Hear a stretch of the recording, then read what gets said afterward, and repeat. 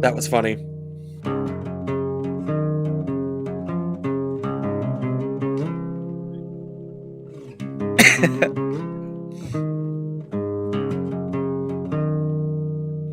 Oh, yeah.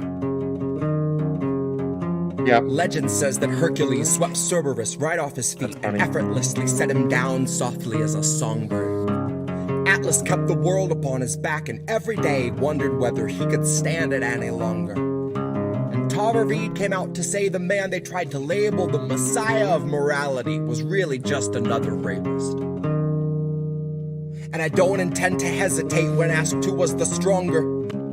Tara, like Assange, knew that carrying I'm gonna go ahead and pin your screen here. Tara knew that her assailant wasn't gonna make us any safer. There's gotta be a way on here. And knew he's just the type of man to hand a decent foreign leader US printed walking papers. And knew he'd be relentless and aggressive in the war he'd wage upon her very character. That his attempts to weaken and degrade and embarrass her would be her only compensation. Yeah.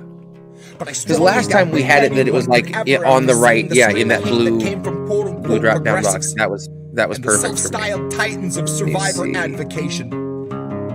So if you really think there's something to be gained out of sharing your pain with the world, you are sorely mistaken. The Biden team just drug their feet addressing Tara's allegations until they had a decent list of smears, then they aired them out on every station. And it turns out no one wants to hear the truth of who they praised as being worthy of such bloated liberal celebration. That no one wants to really know the person they've so valiantly defended, even when it meant they had to gloat and shit all over someone braver than they'd be if given the occasion. Now cue the faceless comment squad invasion. Cue those fuckers crawling out the woodwork to come analyze the way you wore your hair and what you wear. I'm just looking to turn my own camera to like where I'm your not appearance seeing waives your myself. rights, or that somehow you're the reason for your situation. Somehow they've decided you should bear responsibility for what such monstrous men insist on doing. Somehow they're deluded by the empty, hypocritical, and useless fucking platitudes that bastard keeps on spewing. I think it's very telling that the best of their excuses when they try to come and justify our president's abuses is a hearty butt Trump. In which case I'll remind you that you never saw the news attempt to sell us Donald Trump like he was morally upstanding or a decent human. But when Joe says something bigoted or ogles someone's little kid, CNN says, isn't this refreshing? Biden's like a mix of JFK and FDR with all the finer parts of Harry Truman. Christ, I know that they don't think you would want to, but at least pretend we got a couple lumens. I guess they would think that if you don't want to see yourself, turn your camera if you have ever questioned what they fed you, or do you just shut your eyes and then consume it? I just don't need to. But. And now ask yourself if you ate every one of Biden's lies under guise of harm reduction and the promise of a slight improvement. And now imagine long ago that Biden chose to show you who he really was by traumatizing you for his amusement. Now imagine that you watched him touch a Bible with those filthy hands, and then assume the power of the highest seat in all the land, of knowing your attacker wields a global coalition born of three-letter agencies who'll make a life's mission out of trying to discredit you through lies, damn lies, and collusion. Big tech is never gonna separate from our surveillance state. Fuck's sakes, they're just a breath away from total fusion. So there will come a time where even if you see the light, your voice will never reach the sky through all the bots and all the noise pollution. So trust us when we tell you that the masking of abuses is perhaps this country's oldest institution. And I know nothing nobler than facing it in honor of the truth when you know that the people holding power have been neutralizing truth since there was wet ink on the Constitution. It's again, it's you know.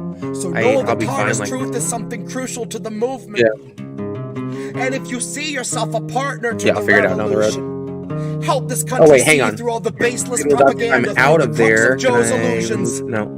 And recognize that Tara Reid gave everything she had so she could tell us what the truth is. Recognize the decent thing to do when someone bears their soul and shows their bruises is not to ask for context or offer up your own solutions. Your job is just to listen with an honest mind and put yourself on Tara's side a moment so you understand the path she chooses. that there is no instant fame worth the dragging of your name. And if that's what you think, you've a lot to learn about the kind of facts the mob can handle and the kind that it refuses. You've a lot to learn about the news and all its many uses. Guess you've yet to learn the truth the news will serve as fruit from which they've squeezed out all the juices. And we all eat the husk and just pretend it's full of nutrients and isn't really useless. But the jaws of our ability to yield accountability are absolutely toothless. So don't you kid yourself that any lips are being loosened. They won't ever tell us where the bodies are or show us where the proof is. It's on you to recognize the lechery our president so regularly oozes.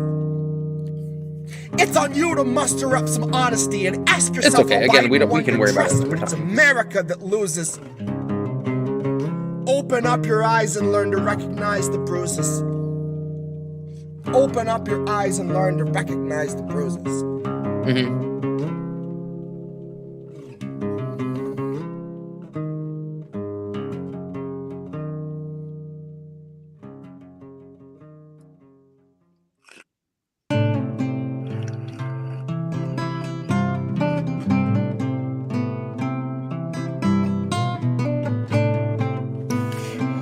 On paper, yeah, I don't see why that would work.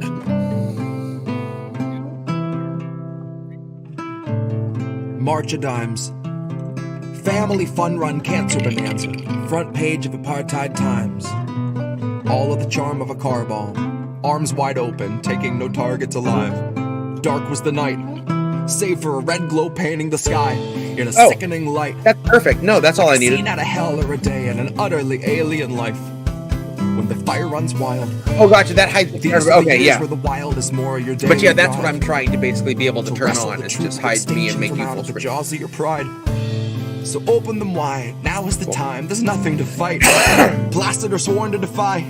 The end is the same, and we're inches away from the line. So abandon your ego to die. The bed that we made is where we go to die. But never was passing in one's own sleep such a hideous sight. Such a storm of convulsion and bile expulsion from out of our mouths and our eyes. But these are the rights they implored us to exercise. With our signature forged and our hands all tied. And with eye contact and a senator's smile, they thank you for saving democracy right as they tighten the binds. Right when they're joining your chain to your neighbors, leading you out in a line. Call it the March of Dimes. One more charity parody. Hold back grants while we dance for the president's salary. Funding the bunkers where all of the wealthy will cower to witness our steepest decline. To err is a trait so inherently human. And to hoard enough wealth that you peacefully sleep when those humans are burning alive is truly divine.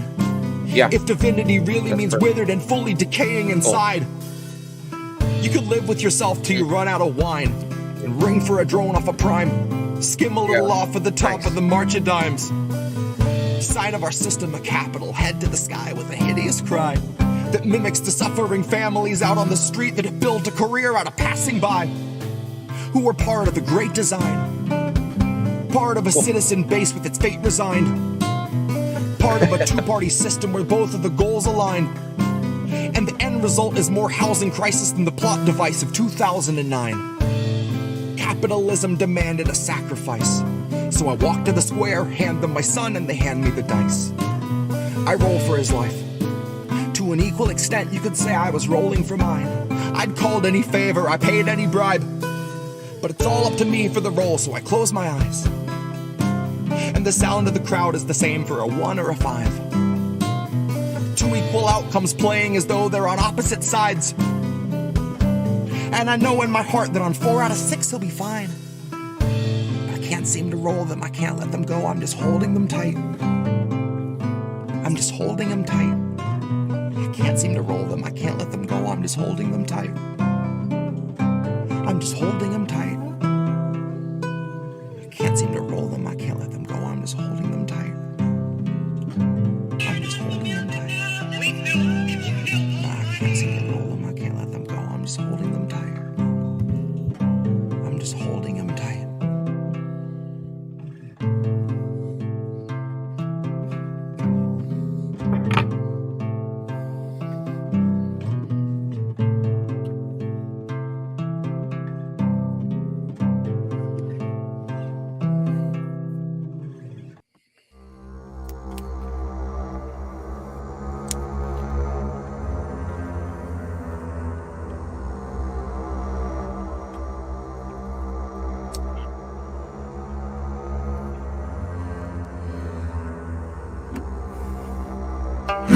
You know, sir, I like you much better with my glasses off.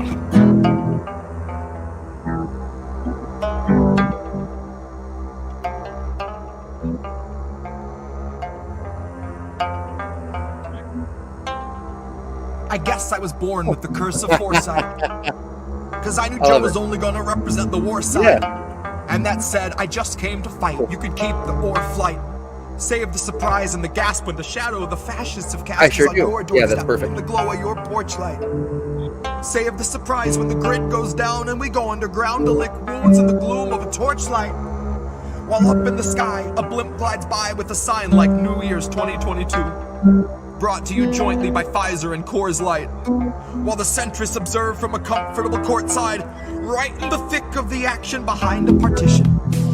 We're in a morbid position, a plague of eviction. How's that sound? Born a comorbid condition of the cancer of wealth. I fantasize and I cancel myself. Hands on your head, throw your best laid plans in the well. There are no more answers, questions go back on the shelf. All Joe's donors, a quick show of hands. How many of you sub to the Lockheed Martin OnlyFans? How many are loyalist patrons for the Raytheon Patreon? Occupy Iraq and send $1 million off into the great beyond. Cool yourself with the safety on. True to yourself in as much as you dutifully spew out a mucus of QAnon. You can't convince me the capital wasn't surrendered with every intention of digging us deeper down into the treacherous webbing of censorship, ebbing your speech and dissension so you can't hold Biden accountable. Not in his mentions and not in the streets. No to the end that Joe will defend the elite. Joe won't embarrass McConnell, but Joe's not embarrassed if all of your children are hungry and weak. Too hungry to speak. Too hungry to stand, they just lie at his feet. Joe is fresh out of empathy, fresh out of policy, but he'd love to know, what was your favorite ice cream flavor to eat?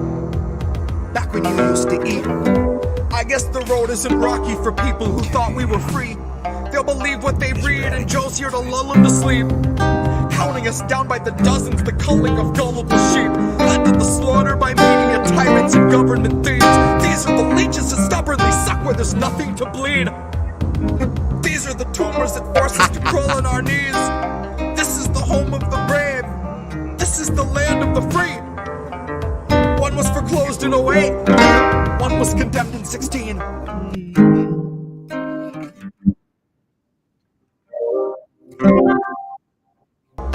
One was foreclosed in 08. One was condemned in 16. This is the home of the brave. This is the land of the free. One was foreclosed in 08. One was condemned in 16. This is the home of the brave. This is the land of the free. One was foreclosed in 08. One was condemned in 16. This is the home of the brave. This is the land of the free. One was foreclosed in 08. One was condemned in 16. This is the home of the brave. This is the land of the free. One was foreclosed in 08. One was condemned in 16. This is the home of the brave. This is the land of the free. One was foreclosed in 08. One was condemned in 16. This is the home of the brave. This is the land of the free. One was foreclosed in 08. One was condemned in 16. This is the home of the brave. This is the land of the free.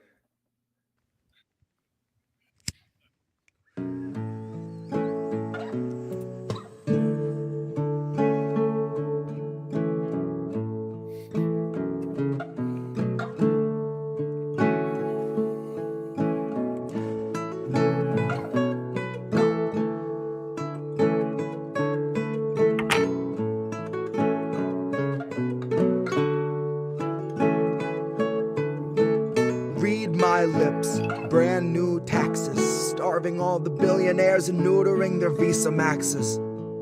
Topple Congress off their axis, mobilize the homeless, give them axes, call it praxis. Chop a couple limbs off the legislative branches. We'll show you the difference between air as a human right and guaranteed oxygen access. Octogenarians who barely know what day it is are culling countless citizens while sitting on a dais made of ignorance that was built on the graves of the slaves made to labor for its self-declared significance.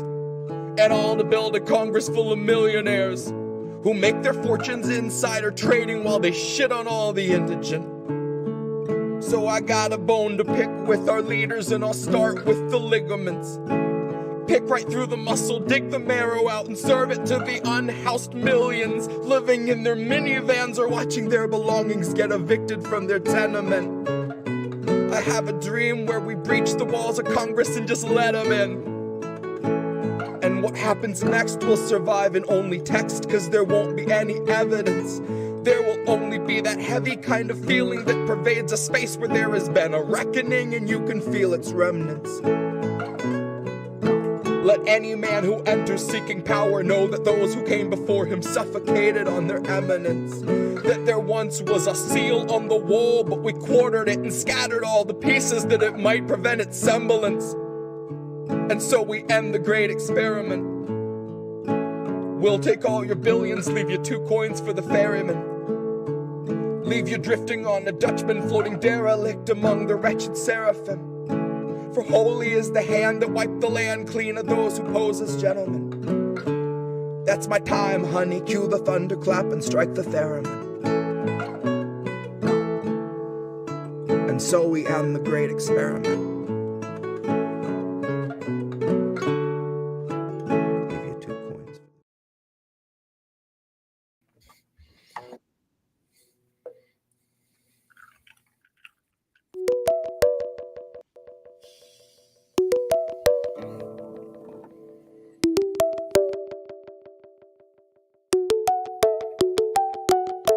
For what it's worth, I can't.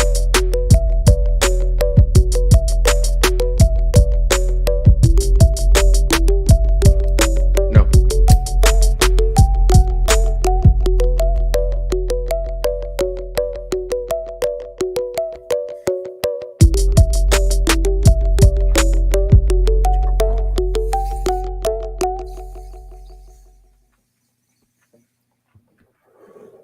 Let's see if this works. Hey, everybody. Hopefully you can hear us. It is Tuesday night. It's episode 2. And we're going to say, welcome, ladies and gentlemen. Hope you put the kids in bed. This is episode 2 of American Tradition with Jesse Jett.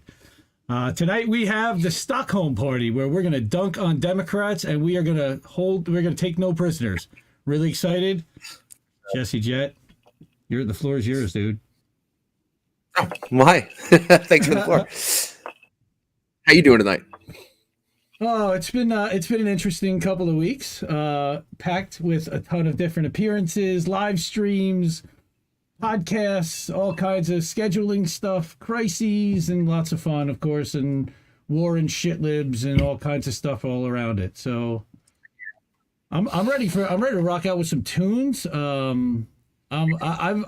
I've cut up last week's the last episode, and all the clips are out now, and man, I can't stop listening to them. They're so good. So good. And it was fun. It was a lot of fun. Yeah, so everybody definitely check those clips out. That's on the INN YouTube, and we have a Jesse Jett playlist now, so you'll be able to find them there. And nice. So what's been new in Jesse's world? Not much, man. Been working a whole bunch. We finally have gotten some warm weather here. So this whole past weekend was just me and my kid with squirt guns in the backyard, just living it up. Working on getting stuff recorded for the grift. That's been about it. Yeah, that's been it. I went from all of a sudden feeling like I had a couple weeks before we were doing this to like, oh, that's this coming Tuesday to here we are. So I've been excited the last couple of days. Once I got my set together for what I wanted to do tonight, I've been amped. So yeah, I'm very, very excited. Yeah, I'm jonesing for more tunes. On Sunday, I went with my family there was an outdoor festival where they had a whole bunch of classic rock cover bands that played, and we showed up, and there was a Clapton cover band starting. And for the next hour and 10 minutes, I listened to some incredible Clapton music and rocked out with my family, and there was bounce house, and there was stuff for the kids, and it was great. So that's awesome. Ready to continue more acoustic stuff. And again, last episode was phenomenal. Cannot rave enough about it. Everyone who did not see it, please go check it out.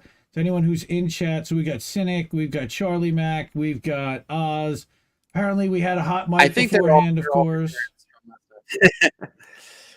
So they've been listening. Mad Crab with the skills. That's right. It is Mad Crab who does all the thumbnails. He's a badass. Shout out to Mad Crab. He did tonight's thumbnail. He does all our artwork. He's our creative director at INN.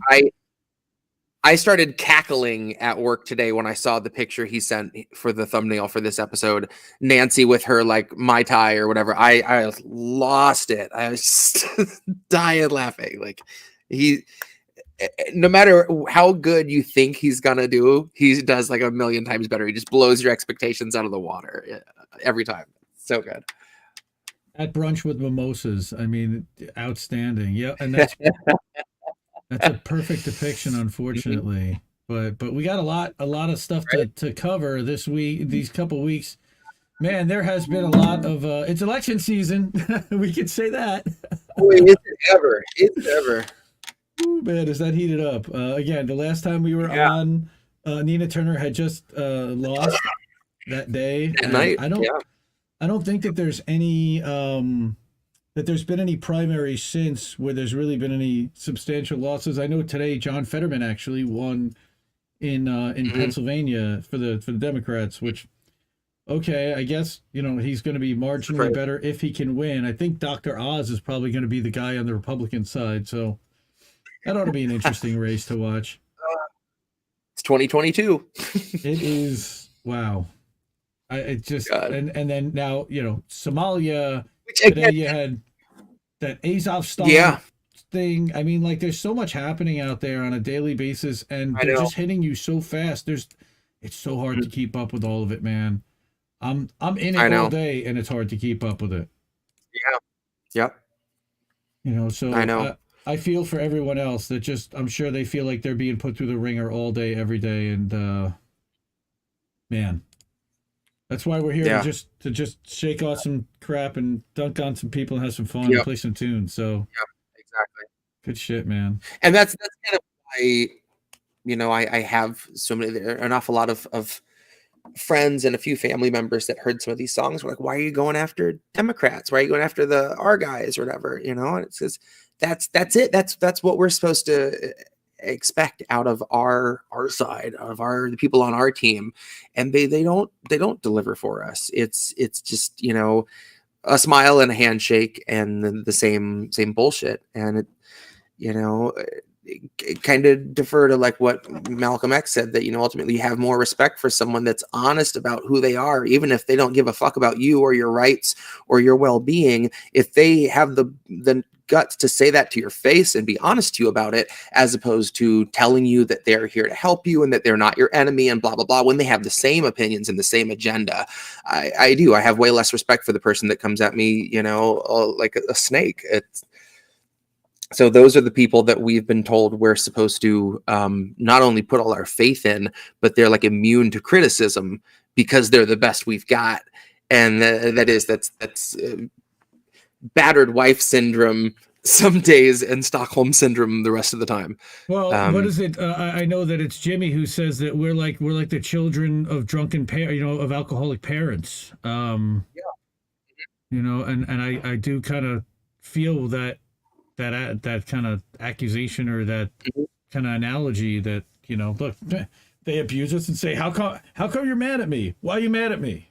Like, what? Exactly. We're supposed to be sorry. Yeah, I should be happy with that. You're right, because it's better than nothing. It's the mother of all at this gaslights. point, arguably, what we get is not better than nothing. I feel like it's right in that same tier. if we're there's levels to this, then I don't. Well, and what's funny is that they're not just and then they're going to say, well, the progressives got on board with that, and again they use this to gaslight us, and then again, well, this is the best we can do. I don't know what I hope not, but certainly not in the Democratic Party. Well, maybe in the Democratic Party, but not the best we can do. I can tell you right now. So. And we also get, okay, we got some progressives. Now here comes vote time. We go, oh, one of these guys went rogue. I guess that's our hinge vote. So we just got to get more people in next time. We just got to stack. There will always be a reason why it's not the right time or why something couldn't happen. And that's not an accident. That's not, we're just seeing it. We see it. flaw of democracy. That's planned obsolescence. That's Yeah. the goalpost being moved for a reason. It's not a fluke. Yeah, And people highly especially profit from it on top of it. So exactly. yeah. And I do feel like people are getting it more than they did before. There will always be people that are, standing way for more. politicians and do no wrong. But there are an awful lot of people lately that seem unsatisfied with what they're getting back, even in terms of just the empty promises. They're just kind of like, this is all you can do. This is all you've got right now. And I really hope that continues, because it's got to be like, not just public pressure, like massive public disgust for all elected officials, so they don't feel comfortable showing their face without just angry crowds of people yelling and crying and throwing eggs at them or something. That like you have to know what you're doing to people, and they do, but they don't have to see it. It's not in their faces. They're not really confronted with it. Exactly. And when they are, it's a challenge. Again, and then you got, your former governor Ron DeSantis. Again, Republicans suck too, guys. It's not just the Democrats. We're dunking on Democrats today, but the Republicans are just as much garbage, if not worse. They for sure. They passed a law in Florida, or at least DeSantis is trying to pass something that's making it illegal to protest in residential areas because some protesters made the Supreme Court justices uncomfortable. You're drifting into Elmer Fudd territory, and it's fantastic. Come on. I do have kids, so yeah, thank you. They just, come on, man. They're going to make it illegal to protest. We've been talking about this for a while. Oh, and then our friend Jordan, and even if it isn't, even if it's not technically illegal to protest right now, you can't go do it without getting your skull caved in. The response to it might as well mean that it's illegal, no matter how politely you try to do it. If you're doing it in a way that upsets anyone or hurts someone's feelings, or is just too loud of a call to attention of an issue, then it's such an immediate violent reaction from the police. I feel like it might as well be illegal to protest as is. Yeah. So, I mean, DeSantis, again, illegal to protest, illegal to run people over. I mean, this guy, like, he does not want anybody to express their opinions publicly and embarrass any public official or make them uncomfortable in a private setting, which is, and then they hide from public settings. They take vacation 3/4 of the year. And it's like, okay, so when are we supposed to protest, and what's the acceptable? What we've been asking this for years. What is acceptable? Because you don't want us marching. You want permits. You want this. You don't want us playing music. You don't want us being loud. How are we supposed to stop traffic? I mean, you name it. They've come up with a way to stop you from doing it. And now what we're talking about are the cops that are playing DMCA music so that you can't live stream. Yeah. Yep. Sons of bitches. Yep. Sons of bitches. So, and thank you, Democrats, for continuing to fund the police and give them more money and give even more money to the military than they asked for. Good job, guys. Appreciate that. Damn, Indy, you're doing a good job of just gassing up the fire for me to launch into this first That's song. I'm trying. I wasn't ready before. I'm really ready now. Trying to set us up, dude. I'm so fired up. You have no idea. I'm ready to rage. This song, I'd mentioned kind of once before in a song I'm going to do later tonight from The Virus about seeing that the term progressive was just getting loosely thrown around anytime they wanted to just bait us into a candidate. Mm-hmm. And this was the first time I felt like I'd be able to start poking at the squad. And I didn't think people would be as mad as they were. And of course people got super mad. But I, to some degree, I understand, because if you've put all your eggs in that basket and the last bit of hope you got is in these candidates, the last thing you want to do is admit that they're not on your side and they don't give a shit about you. But it was really satisfying when I played this song at the Medicare for All March in Columbus. I got to a line in here that is one of my favorites that I'm most proud of. The GOP will kill you on your feet. Dems and fake progressives do it on your sleep. On your sleep, do it in your sleep. Do it in your sleep.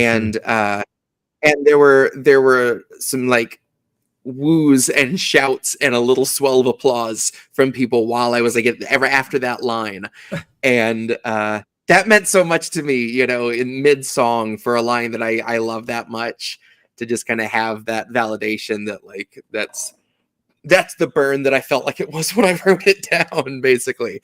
And it's true, again, like what I said before, you know, that there's the difference of someone telling you, I don't give a shit about you, or someone saying, no, I totally do. Trust me. Give me some time. Give me a little bit of your money, some donations, some trust, and a couple years of patience. And they still have the same, same opinion. We're gonna fight, Nancy. I promise. We're gonna fight. Exactly. Medicare we're holding hearings, guys. Didn't you hear? We're holding hearings. Yeah. Right. Yeah. Guys, if you don't see this gaslight, if you don't see this blatant pandering to a public that's not paying attention to what's happening, that's not getting the coverage outside of independent media on the fact that they've done nothing for us for the year and a half that they've had power, my God, welcome to the show.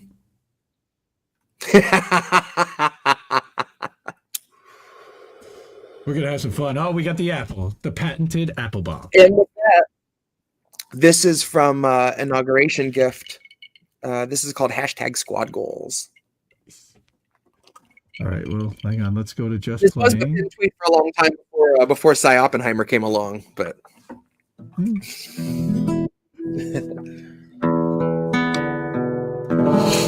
Okay. Yes, he can.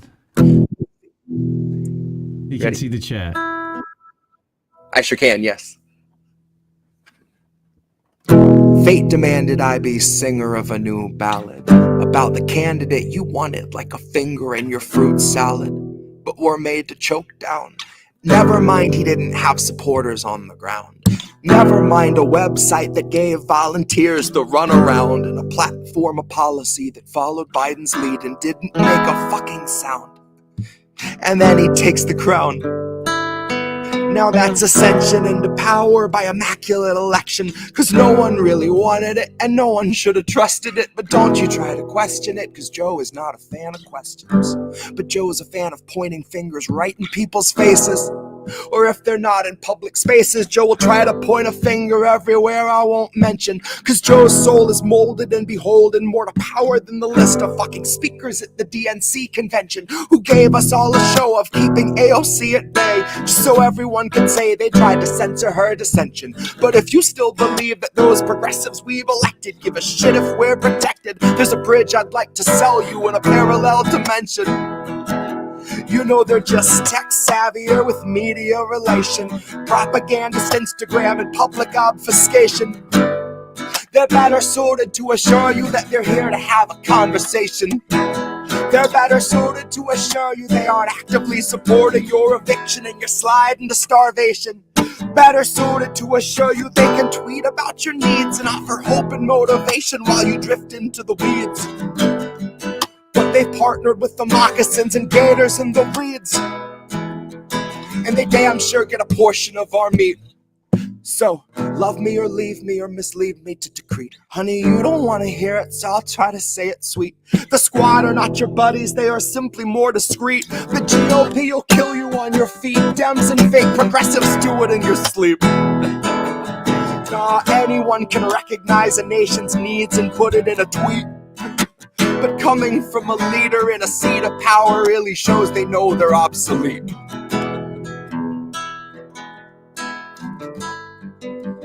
GOP will kill you on your feet. Dems and fake progressives do it in your sleep. The squad are not your buddies, they are simply more discreet.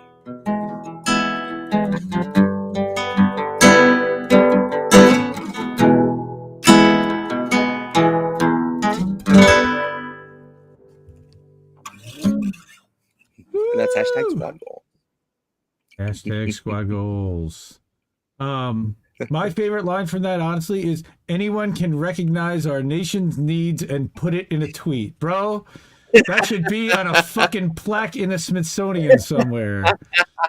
Poetry right there. That's like a haiku. Is that a haiku? Can we name that? Like, can we call it like a special kind of poetry? Because I just love that line. It perfectly describes hashtag squat goals. And Nina Right? Turner 2024. Come on, guys. She's gonna run as an independent, right? Oh god. Okay. Thank you, guys. Seriously. Awesome. Love it. So I see you've got a few songs here tonight to cover. I love it. I see the Grift is here. We've got a few more. I see. Speaking of Sister Nina, I see hello somebody. Oh yeah. Okay. Yep. I'll probably rip through the songs first, so then we can get into the spoken word. And I won't have you going back and forth between the like text on the side thing. We'll be able to do those all in one chunk. So. Oh right, okay, yeah, we can play with that for sure. Let's talk with chat. What's everybody saying? Oh, we got Colin here. We got May Carlton. We've got again Charlie at Human Love. Everybody's hanging out. This is awesome. Again, we're just playing tunes. We're Jenna. Oh yeah, happy belated birthday to Jenna. Happy birthday, happy belated. Angel tweeted it out. If you like, share, subscribe, tweet out the stream, please let everyone know that it's here. Most people didn't really hear too much about the show the first time. We got some decent views. Actually, it was one of the most viewed videos on INN for quite a while, which is great, and not surprised because Jesse's awesome. But yeah, holy crap, this is like, again, I was looking forward to this all for 2 weeks since the last one. I'm like, ooh, they're like, I don't have to do much. I can just kind of sit and hang and listen and watch, and I don't have to read news, and I don't have to. I'm getting amped up enough, and I can just kind of talk smack and kind of let it rip, and I love it. And right. Again, one of these times when we're playing a tune that we know, I don't know if there's going to be any tonight. Is that like Dylan, as in Radigan? Oh my god. Oh, Radigan. Oh, okay. Do you remember The Great Mouse Detective? It was a Disney animated movie in like the late 80s, maybe 86, 87. Oh, okay. Sherlock Holmes with mice, basically. And the bad guy's name was Radigan. And when I decided I was going to talk about Pete Buttigieg in any capacity, I referred to him as Radigan the Lesser. And a couple people on Twitter photoshopped him onto Radigan's body for me, and shots of that are the YouTube video for it. Are just the him as Radigan. Oh, that's are disturbing, but really well done. But no, they'll haunt you. They'll stay with you for a while. So yes, there's one I still see. Shut my eyes. But. God, Pete, Mayo Pete. It's from the cinnamon roll. For a long time, I thought it was just a chicken wing because he's in a chicken wing pose, but it was a cinnamon roll. The man was taking a bite of a cinnamon roll and went at it like you're a castaway. You're trying to get the last bit of seagull meat off of this leg bone. Like, just so ferocious. It's terrifying. That's brutal. All right. Oh, I shouldn't have talked about that. I'm gonna have fucking nightmares tonight. So I got a new strain this week, and I don't even remember what it was called because it's called Time Bandit. Time Bandit. See, I don't even remember because it took that time from me. It's Jesse knows because I sent him a picture and he goes, "Oh my god, that's beautiful," and it kind of was, but it was gorgeous. It was all crystalline. It is nice, and again, it's been a lovely day and a lovely week, and we're having fun, and I can't wait to hear some more songs. And I'm turning on. We're going to be live on Independent Left News as well. Should be in the moment. So if anybody does go to IndieLeft.news, they should be able to watch this stream live right there. Forgot to turn that on. I knew there's always something we forget, right?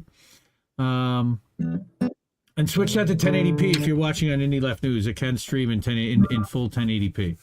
I think YouTube is too. So don't let them throttle us, those sons of bitches. Don't throttle us, YouTube. So we're live on Rockfin. We're live everywhere. We're doing it live. We're doing it live. We're on Twitch. We're on Twitter. We're on YouTube. We're on Facebook. And we're on Odyssey. We're streaming live to Odyssey as well. And hopefully Trey is watching on Odyssey. Trey in our group just learned that he can stream live to Odyssey as well. So watch out for Trey's videos coming up soon. For sure. Okay.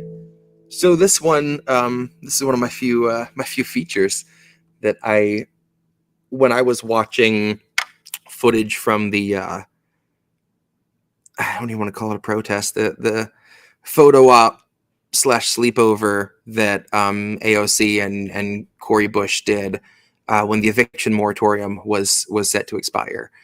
Their last minute, huddle together with some Nabisco snacks and talk about how we need to do something in very vague terms. And ultimately, things got pushed back a little bit. A lot of people still got evicted. A lot of shit didn't change. We're still, kicking that ball around. But Franco was there from Frank Analysis, and he was asking her, what are we going to do about the people that are getting evicted this week, tomorrow, last week? What immediate plans do you have? And AOC said, we'll get to that. We're going to figure that out. And he kept asking. And finally, Cori Bush runs up and she says, who wants to hear some music? And people start cheering. She goes, we're going to turn on some music now. And everyone starts getting ready to dance. And Franco was like, people still owe money.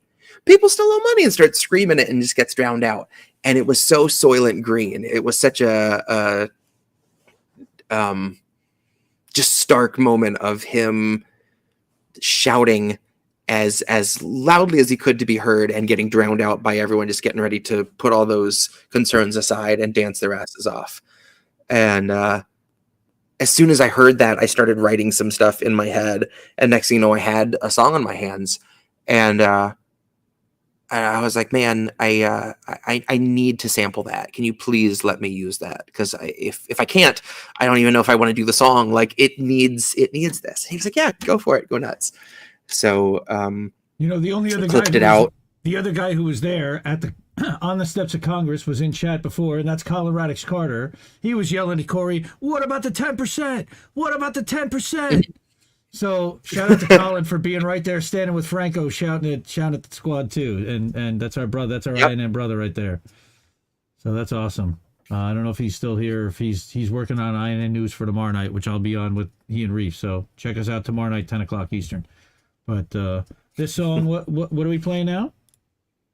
We're doing Love Your Prison. Love Your Prison. Yeah, this was, watching people celebrate that photo op like there was something concrete that was done, and like, these are our representatives, these are people getting the job done, and accountability, and blah, blah, blah, blah. And it was just a joke, so yeah, this was an ode to those people being able to just enjoy that and feel like that's enough, that's enough to keep supporting and voting for and giving money to. Right. Stockholm's in, hence the name. This is called Love Your Prison.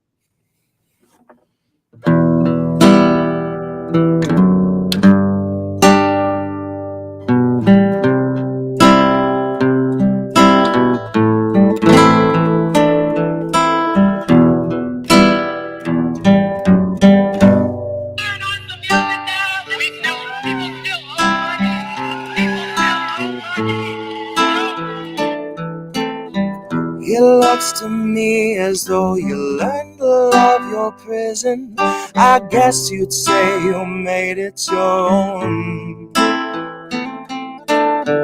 Who knew that freedom's such a difficult decision? I bet you finally feel like you're home. Home. Right in the center where the halves meet. You were proud of incremental half speeds. You were getting down in the AOC dance line, hands tied, nodding to the backbeat. You would Secret Service dive in front of any representative alive, being asked for the very bare minimum. And you turn into that same kind of hard right villain you detested, should we mention they could ever muster maximum. Because liberal denial's such a lofty ataraxia, where all your morals take a back seat, not up in the cab, but in hidden panels made by federal human traffickers. So if you trust the autopilot, then you're just a sleeping passenger, and you're passively accepting that it isn't us the bastards serve.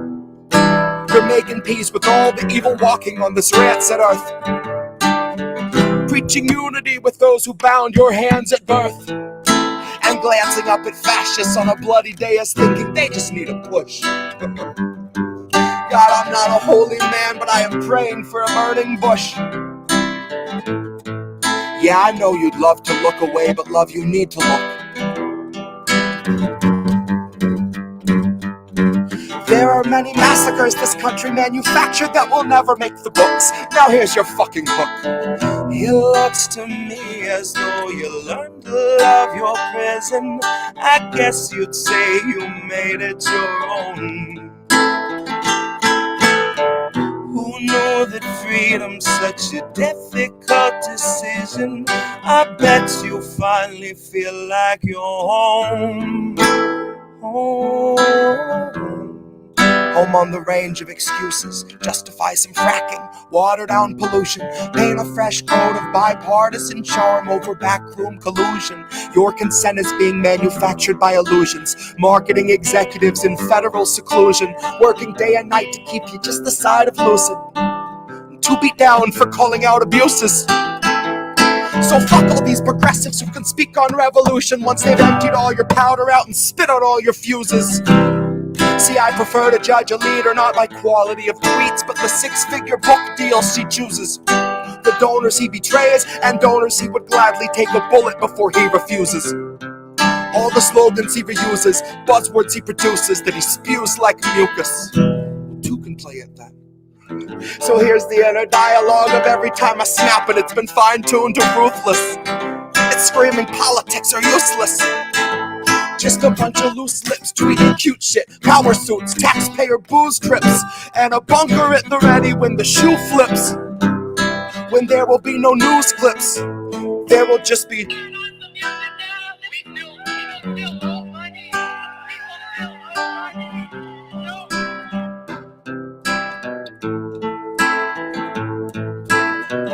It looks to me as though you learned to love your prison. I guess you'd say you made it your own. Who knew that freedom's such a difficult decision? I bet you finally feel like you're home.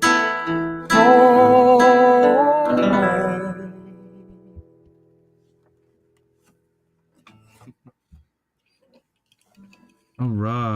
All right. That was fucking awesome. Love Your Prison, everyone. That was Love Your Prison.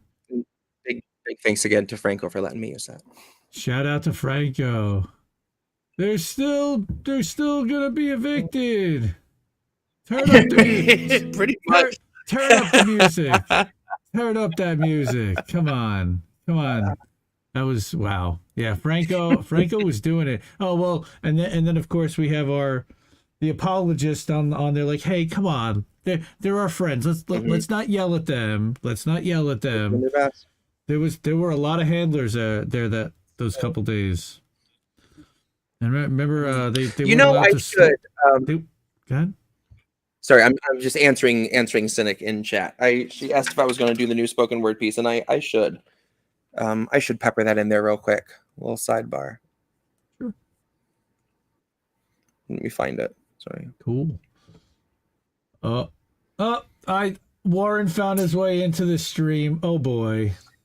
Oh, we've got Warren. We've got our comic relief, our comedy director. You have been named our director of comedy. Sorry, Reef. You're already the technology director. So, Warren needed a funny title too. Everybody's getting one. It's all the rage. So, and Vegan Succubus, how are you, our friend Vegan? What's going on, everybody? Oh, this is great. This is real family here. We got I see Trey is over on Rockfin, as is Darlene. Thank you for hanging out over on the Rockfin, supporting the show there. Any super chats or super rays that are donated, that is where we are monetized. I will make sure that Mr. Jett gets his hands on, because he certainly is earning his money tonight. Is Jenna Colby still in chat? I can't see everyone that's in. Oh, you can't scroll up. I don't see if she's here right. She was here for the last song. I can see. She was here for "Love Your Prison," so she just hit either the way, fire she'll be able to see this later. She had been consistently posting stuff about Wynn Allen Bruce, the climate activist who set himself on fire, and I kept seeing that pop up, and I've been trying like not to write anything new, but I kept seeing that, and it was just in my head.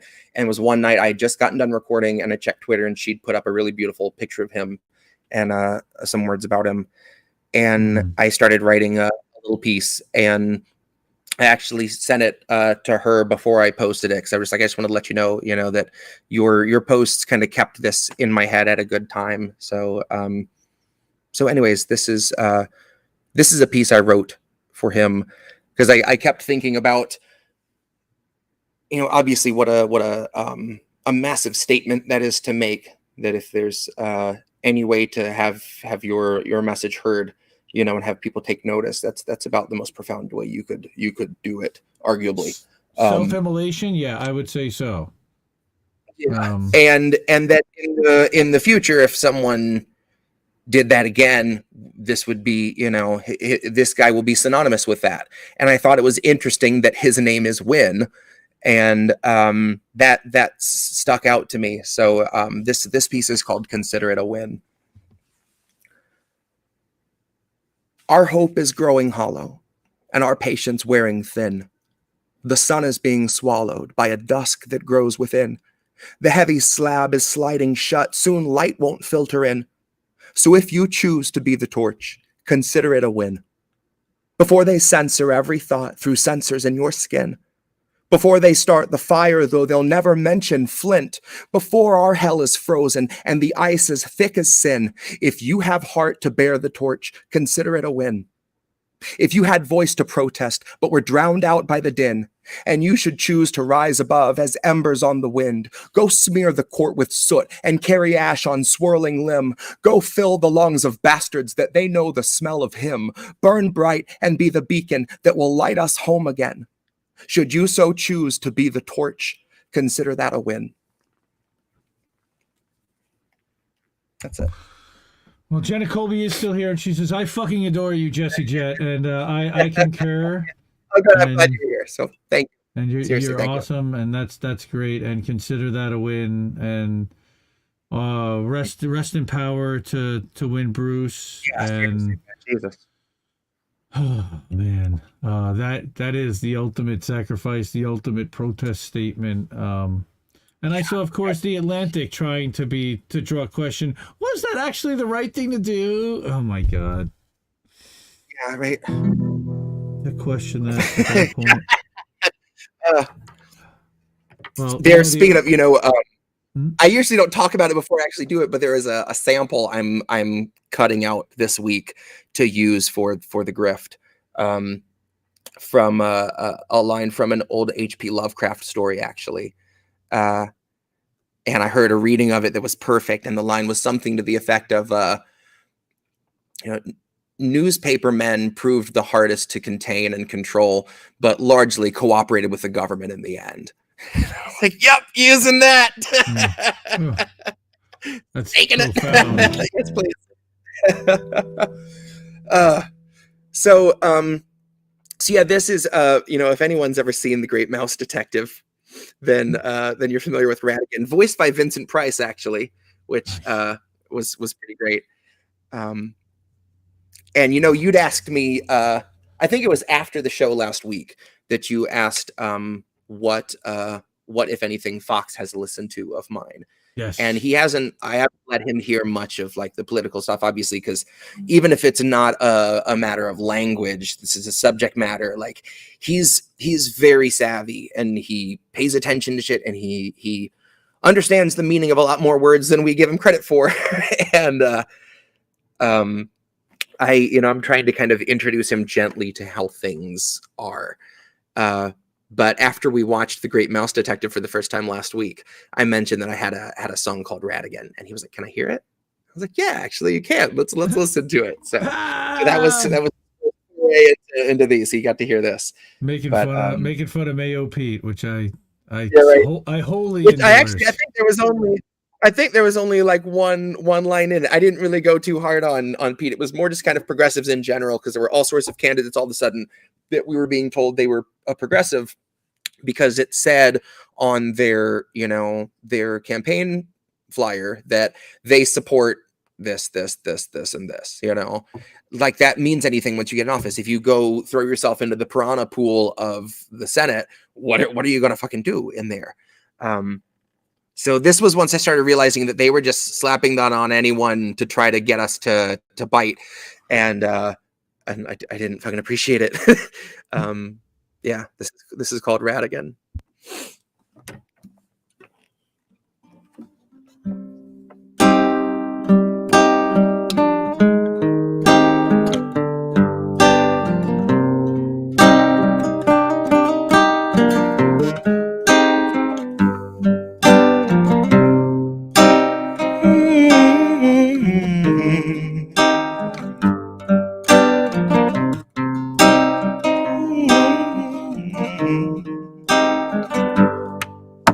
I don't wanna say it all myself, 'cause now you can see it. I don't need to say that I lost myself, 'cause I didn't need it. Whoever I was when it started, I think that they'll stay in the past. And if that's all that I've lost when it's over, I'll be happy with that.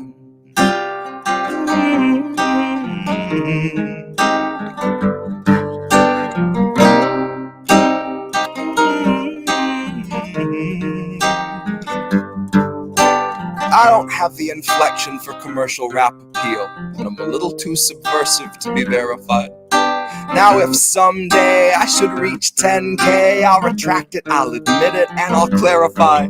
But in the meantime, I'll be underground where the air's beyond rarefied. And honestly, it's barely there, and honestly, it's paradise. I don't have a label that can tell me how my lyrics aren't conducive to the royalties of parasites. No, I'm just one man in an 05 GMC with an iPhone 8 and a low-end mic trying to take down the DNC. Stay up late and go into a rage and report all night, then wake the next day like, damn, that's me.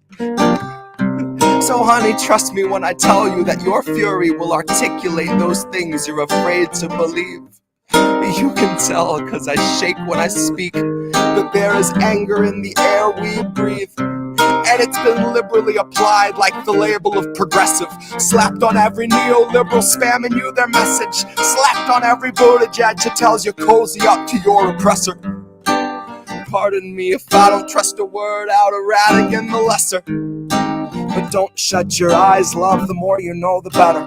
The worse you see, the sweeter, 'cause a peaceful revolution doesn't really fill a theater. A flint will start a fire, and flint water douses it. But if you think it's safe to drink, you must have skipped the Kool-Aid and gone for the ether, 'cause I think you're fucking dreaming. Are you? No? Good. Me either. Alright, let's take a short breather.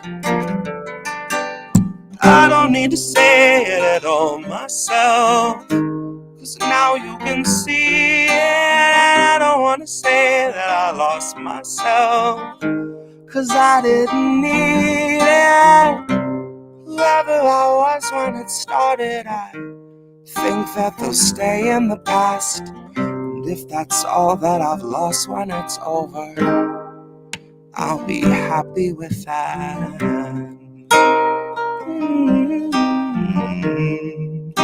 Be happy with that.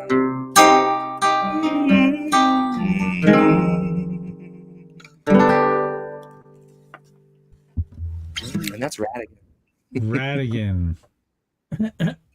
A flint will start a fire and flint water douses it. But if you think it's safe to drink, you must have skipped the Kool-Aid and gone for ether. Holy shit. Like, yeah. Wow. Yeah, you're drinking Kool-Aid with Flint water. And that was the first thing I thought. But yes, Charlie Mack is saying fire.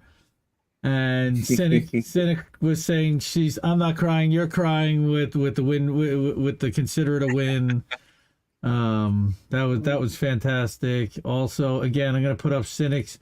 That was Radigan from the album The Virus, which is available on Jesse Jett's Bandcamp, and the link is in the chat right now. Jesse Jett's Bandcamp link is also in the description in all of the platforms that you see us, even if you don't see the chat currently. If you're listening on podcast, we're going to turn these into podcast episodes. If you're listening as a clip nice. Or after the stream, yeah, we're gonna make some podcasts out of this too. I mean, it translates so well into MP3 audio that we can put it on every platform and or wherever you want to put it. I mean, we'll talk about exactly where we want to get it distributed, but Saturation.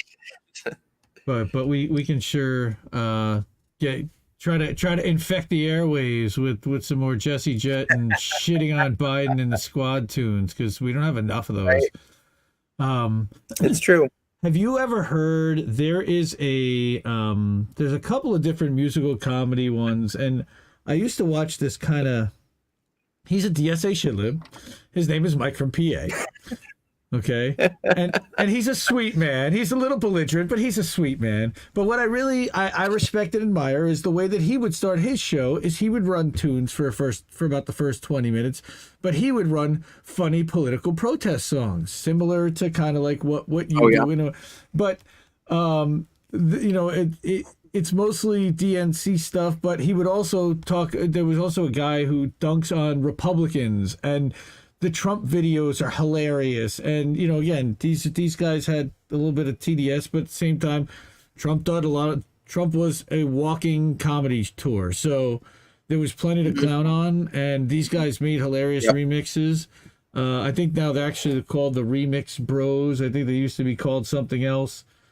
Hilarious stuff. There was another one where they talked about Don Jr. and the guy dresses up and he puts on like the scruffy beard like Don Jr. and slicks his hair all back. It's really well done. Nick something or other. He's done a bunch of them, but hysterical stuff. But yeah, I mean, I love political protest songs. I always have. And calling out leaders in song form, it just sticks with me so much more. Lyrics resonate more than reading it in an article. And you know, I may have said it on our first episode, but like it's so mind blowing that right now we have so. Well, I guess I shouldn't. I guess I just answered my own statement. I was gonna say that it's so crazy that we don't have more mainstream music that's talking about what's going on, but there's a reason for that, you know. Yeah. Who owns the airwaves? Who owns the record companies? Platform and do what, you know, even like System of a Down or Rage Against the Machine or I don't know, Public Enemy obviously have massive contribution to political music, their anti-Semitism notwithstanding. That's a pretty unfortunate road bump you run into a lot with their lyrics, just like woof once in a while, like god damn, really? It's but you know, the statements were made. I can't enjoy their music for it, but when you're talking about political music that used to be popular, Public Enemy was, you know, they got to have some stuff on the radio that said things you couldn't, you know, say now about just power struggle. I feel like now anything that was a little too incitey with, I mean, just the kind of union fear that there is right now, I feel like if you tried to have a song that was a little bit too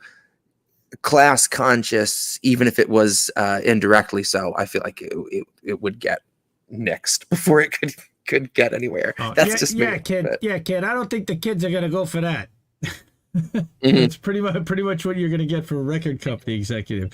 Yeah, our advertisers aren't gonna necessarily want to support that and put that in their record store. Or well, they don't even call it that anymore. See how old we are. Stuff about your abusers. You know? Who knows? You know? Stockholm, you know, here we are. Exactly. You know, this is It really is. That's we're trapped in this system, and we've been thoroughly convinced that there is no way out, and so we just got to deal with it. And whatever we get is better than nothing, and we should be thankful for the people that spit up what they don't want to eat into our mouths or on the floor, and we're supposed to just be grateful for it. And I don't see anything we're supposed to be grateful for. I really don't. Human Love Solidarity says musical greeting cards with audio is a good idea. I've seen some of those things, like that has like the little card. That's not a bad idea. And somebody said send Neil Young a link to the chat to some of these songs. That would be hilarious. I'm sure he'd think they were great. He'd probably steal a couple of them for himself. You know what's funny? I once visited a psychic, and it was insane how many things she was able to tell me about myself once we sat down for just a minute.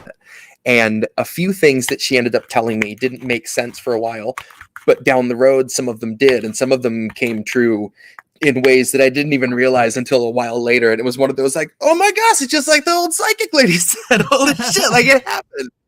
And one of the things that didn't yet was she was like, you're going to laugh when I tell you this, but you're going to find the success that will sustain you for a living using your talents for greeting cards. I was like, shut up. But she was like, no, I'm serious. She goes, you need to, keep your mind open to that. So let it be known, everyone, that I am my DMs are open. If someone's got some ideas, any greeting card companies that want to talk, let's talk turkey, because like I love to provide for myself and my family. It's really cool. And yeah, hit me up. Let's talk. But yeah, that was one of the things she said that didn't. But there were some things she was like, you're going to move. At the time I was living in Panama City, and like the lower shaft near scrotum of Florida.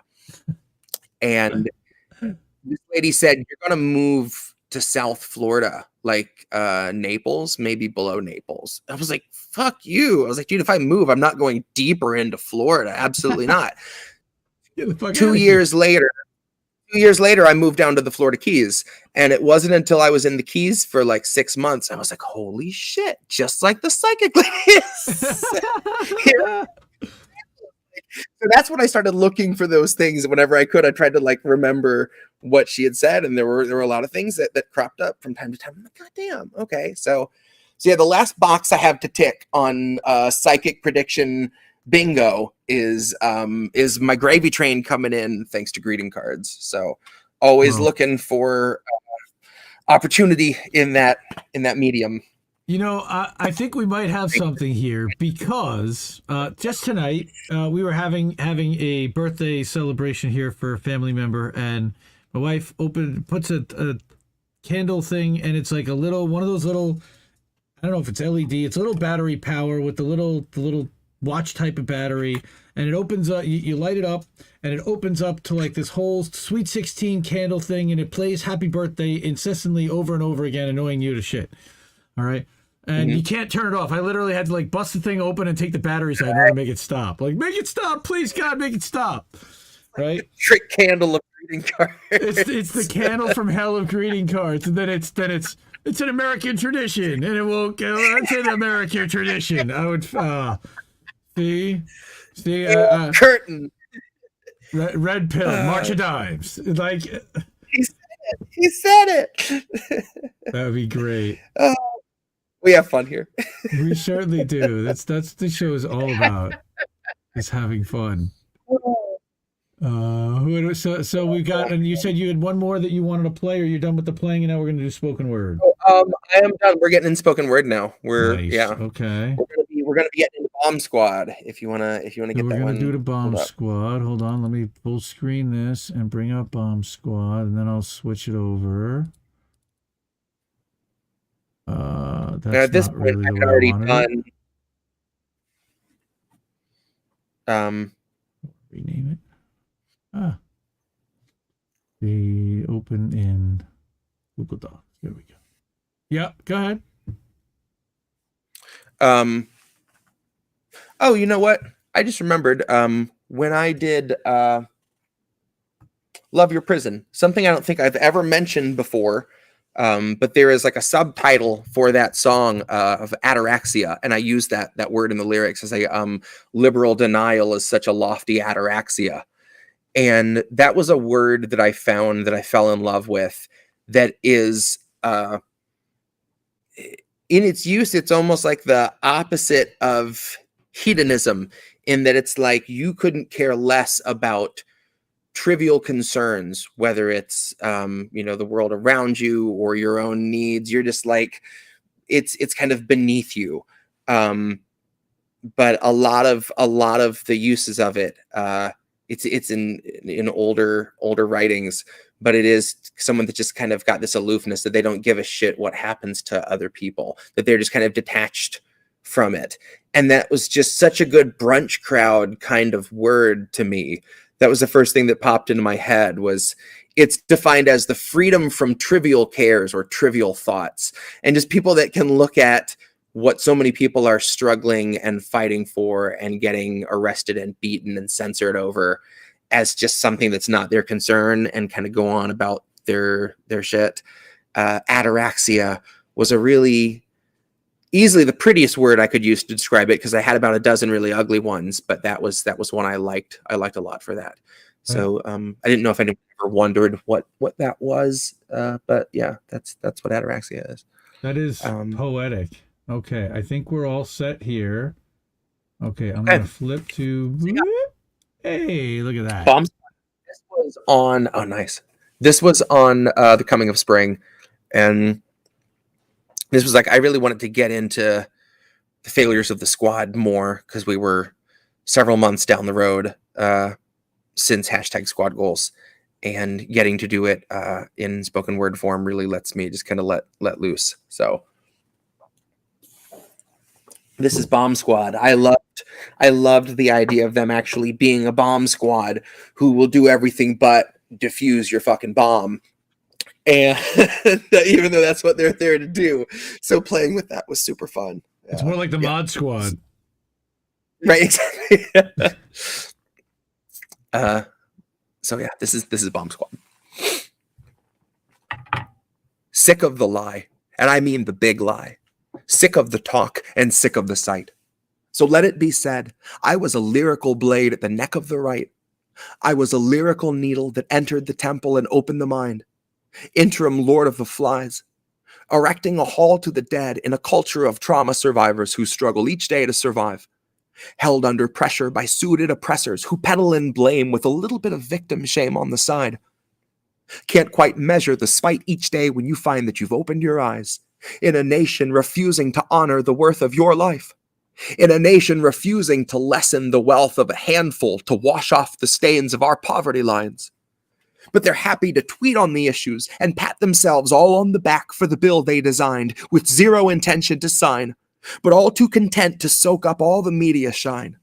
Like a bomb squad only reporting to find the device and state that they found the device, watch the device, publicly shame and denounce the device, tweet every day on the risk that could rise, and then land on the cover of Vogue for their fearlessness, power, and style while facing that awful device. And behind closed doors, they can laugh with that awful device. They can shake hands with that very device that eats millions of struggling Americans' lives. And one day, when it blows sky high, they can wring all their hands at the toolkit sitting nearby with a manual walking them through the disarming and proper disposal, and all point fingers and all place blame over why it had never been tried. But if all of us hostages had those tools, we would not think twice. Instead, we were left in the dark with our hands all tied. And they bring a few ball gags once in a while, and we open our mouths and we don't ask why. A few don't mind. A few start cheering the silence who view it as some kind of positive sign. And a few shout prayers to a squad that had sworn they were here to help and they were on our side. And suddenly, we could hear vehicles come up the drive. We saw the flashing of lights. We thought that help had arrived, only to find there was a media frenzy to see AOC wear her hair to the side. And Kamala Harris was not in attendance, but she set her shoes in a bulletproof limo with heavy security detail that all of our taxes were gracious enough to provide. And along with her warmest regards, she sent a surprise. A shipment of muzzles and gags, and all of them signed. Cheer for your squad, or shut up and bite, President Harris. That's what I'll read through the tears in my eyes while I'm opening wide. Accepting my penance for daring to warn that the squad will be cutting your heat in the night before they take a blade to those wires. And our only hope to dismantle their precious device is in snipping the red and the blue because they're fully entwined. To cut out the red and the blue in our minds wherever we find. So here's to combining our hands and cutting the line. Here's to denying the motor the oil it needs to be primed. Here's to a wrench in the gears of your capital, hearing it grind. Here's to the feeling of loosing your collar and breaking your binds. Here's to the bliss of forgetting your number and knowing it's fine. Knowing your name. Living your life for a purpose beyond someone's profits, of which your retirement warrants a hollow farewell and equivalent gift of a dime. Here's to the bliss of us cutting the line. Like President Harris, I'm biding my time. Here's to the promise of breaking our binds. And that's Bomb Squad. President Harris, Vice President, like President Harris. Oh my God! Did you really just foreshadow that at the end? You just gave me nightmares. Sorry. Yeah, you did. Yeah, you did that more than once. Okay, I missed that the first time, but this line, absolutely just breaks me. All right, sending her shoes. You know they got to be Chuck Taylors, right? In a bulletproof limo with heavy security detail that all of our taxis were gracious enough to provide. Holy shit! Oh, so good. Everybody's loving it in chat. Charlie, May, Cynic, everyone. Thank you, guys. Heller, we got Bacon there. American Tradition sounds like a greeting card company. There you go. I think we just started the American Tradition greeting card company. Sponsored by JJ Bibbs barbecue sauce, and I got another company. I need to get some sort of like umbrella company so I can start doing shells and start making all that all that serious fliff. Right. I can basically have the greeting card company take the fall for all of JJ Bibbs' financial failure. There you go. You've got your front. All those lawsuits from people that try the seasoning shrapnel. That's right. That's right. It's all the greeting card fault. Just blame it on the greeting cards. Scientifically proven to be the coarsest dry rub available for civilian use. Cynic saying that you've been writing greeting cards for her for years and you probably didn't even know it because she's been using them in cards. I love that. That's great. You know what's funny? A friend of mine once made this suggestion, and I highly suggest you do it. If you're going to get an autograph from someone, you're going to a concert, you're going to have to do a meet and greet, whatever, get a greeting card, fold it over, and have them just sign the inside, one with a blank inside. So you can just have a greeting card on your mantle that when you open it, will just have their whatever. Because then you can fill in whatever you want. Oh my God. Yeah. You go get it, girl, or whatever. And you already have the signature. It's a friend in troubled times kind of card, and it was like, you're the person I can confide in after a rough day, the tough things in life that I can't speak to everyone about. You're my rock, and blah blah blah. And you open it, and it's the signatures of all the Deftones. That's awesome. That's tucked away in the old hope chest. That's outstanding. And you know what? Who wouldn't want the Deftones to write them a love song? It's so personal. It's like, thank you guys. That's wonderful. Let me see. I'm guessing we're gonna do a little tribute to our friend Nina next. I'm hoping that's what we're gonna get. We sure are. Yup. So I'm getting that. She already. That was 2 weeks ago that she right. Lost.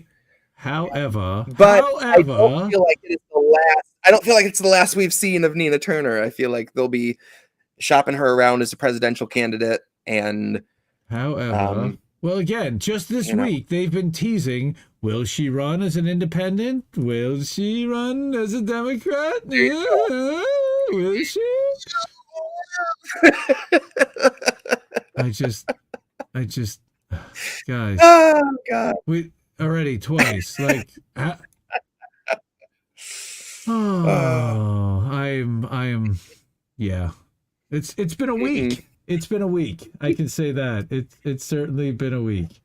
Happy Mother's Day. Love Billy J. Kramer. For sure, whoever that is. But happy Mother's Day. Human Love's been chatting some cool stuff. Frontline made a documentary about Exxon, knowing about the heating planet, but stop all non-fossil fuel activities in 1990s. Yep, that's right. What else do we have here? Auditing government buildings and other public spaces until security arrives, and then takes the walk of shame when finding out in public is when they find out that filming in public is legal. That's one of the things that they've been doing. Yep. It's lots of fun out there. We are having fun. So yes, Human Love, you should start like writing all the stuff down. I think you should do a Substack. Seriously, you got tons of great ideas, and I think everyone should really see them and organize them into something. And I'd love to be able to share that. So if you DM that to me on Twitter or wherever, IND Left News, just about everywhere, I'd again love to hear more of that stuff. So we've got Hello Somebody up, and I'm gonna see. I don't know if I can I'm sure there's a way to make this like more full screen view. Full screen. See that?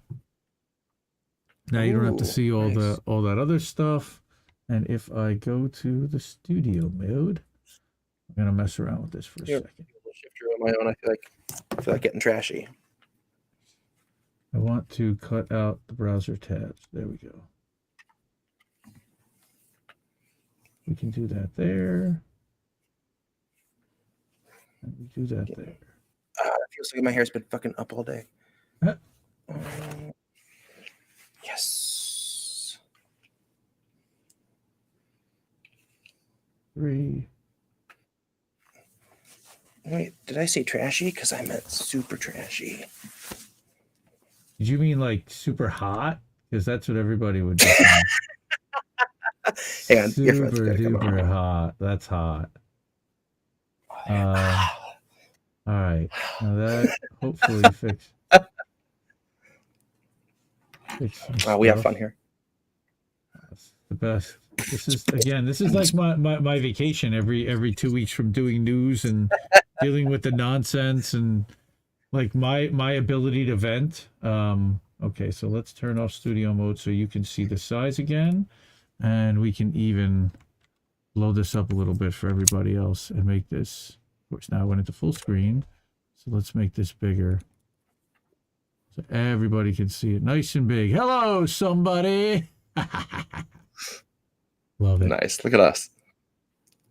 Oh, we're gonna make some people mad right now. I love it. Can you do me a favor and scroll chat down for me? Oh yeah, sure. This one? Oh, okay, cool. I just want to make sure we're live. We're live. Okay, we're live. We're doing it live. All right. Well, hello somebody. We got you. Yep, we're good. All right. Is this okay? All right. Yeah, we're good. Okay, you made a little sound. I just didn't know if that was no. You're good to go, dude. I gotta mute my mic. Okay. Hello, somebody desperate. Hello, somebody gullible. Hello, anyone left who can swallow the bait who ain't already rocking a stomach full. Maybe they knew and they ate it the same because there's no other way to assure that their stomach's full. Maybe they just know that they love the taste, so they'll put it away by the shovelful. So hello to somebody trying to feed us the light blue shit like it tastes any different or makes any Democrat any less culpable. Hello to someone who couldn't be troubled to mention a march for the healthcare struggle and spent the day cozy with donors who matter, who keep your progressives all wealthy and comfortable. I recommend your protests be anything but peaceable and all your disobedience be decidedly uncivil. You don't need a permit to declare that you have principles. And love, it's only natural that seeing all these fascist assholes stacking up the Capitol would manifest in something loud and passionate and visceral. Keep it in your heart, because it's the only way we'll ever start to flesh out something livable. Maybe that was literal. Maybe our utopia is built from all the sinews of the moderates and liberals, salvaged when they broke their backs with NPR gymnastics, simultaneously hiding from the truth while sticking out their necks for pedophiles, Nazis, and the upper fucking echelon of World War criminals. But baby doll, it's not your fault. It's really all subliminal. They've sewn the propaganda into every thread of visuals, grown the propaganda off of truly noisome victuals. Rows of propaganda propagated out of ritual, straight into your ocular and straight out your occipital, straight up to the point you flip on everything that's pivotal. Any crucial aspect of survival for the middle class becomes that holy unicorn you ridicule and snicker at and praise each piece of legislature dancing round the borders of the looking glass. It's not truly possible to try and stop the suffering of people that you spend each waking moment simply looking past. Walking past a sobbing homeless family like, look at that. Bet they'd be in better shape if they'd have voted Democrat. Hello, somebody ignorant enough to still believe that there's some fundamental difference in the moral stance between the couple barrels that they're staring at. Like one's just got a slug, the other's loaded up with sarin gas.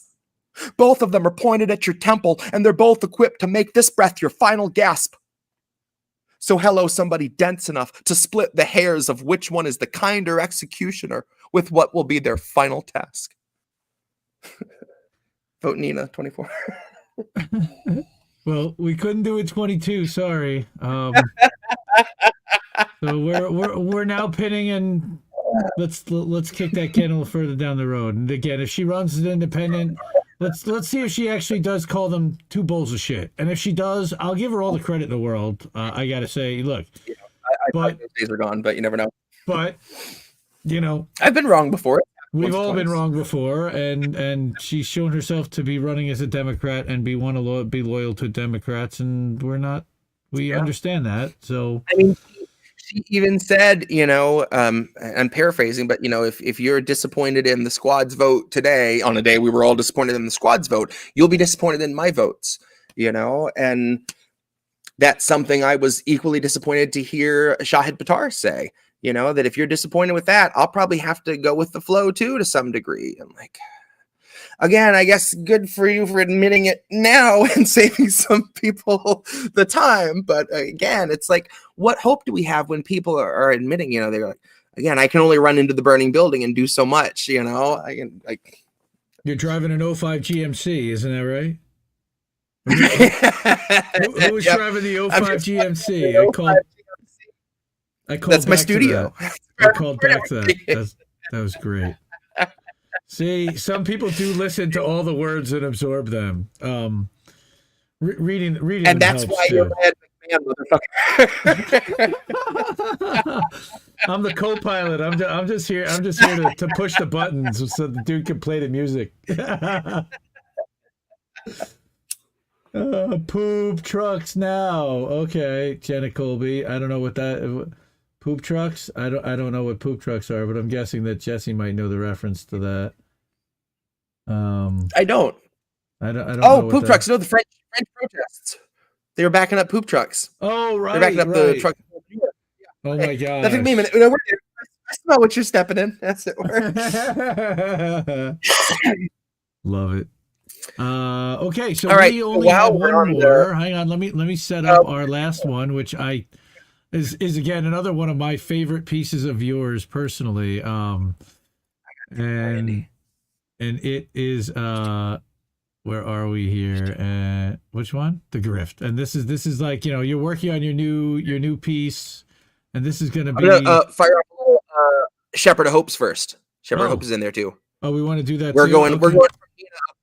We're doing the 1-2 punch. Oh, we're gonna go to. We're gonna.